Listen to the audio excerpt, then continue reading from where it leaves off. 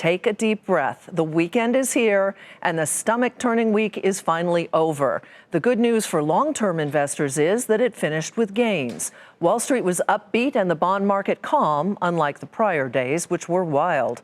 On Monday, stocks dropped 380 points as investors feared an escalation of the trade war. On Tuesday, stocks popped about the same amount on a delay of some of those tariffs.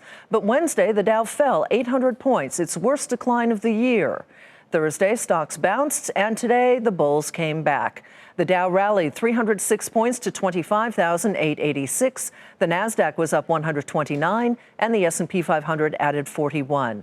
But today's gains were not enough to lift the major averages for the week. Dominic Chu explains what was behind today's rise. Stocks staged a rebound today, and it was a confluence of events pushing the markets higher, including talks of more economic stimulus, upbeat comments from top bankers, and possible hopes for trade talks to continue. The stock market has been taking its cues from the bond market all week, and today global bond yields bounced back on reports that Germany plans to put into place a stimulus plan in the event of a recession. That moved German bund yields off their lows, which in turn lifted U.S. yields off their lows.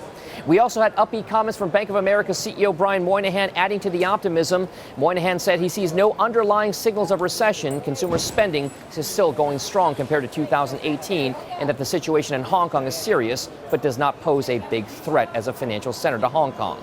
Add to that investor optimism over trade talks. There's no question it's been a wild week and a wild month for stock market investors. In fact, the average Dow trading range so far in August has been 473 points. But the biggest headlines dominating the market's attention continue to be tariff talks and global interest rate policy, and that will continue. For Nightly Business Report, I'm Dominic Chu at the New York Stock Exchange.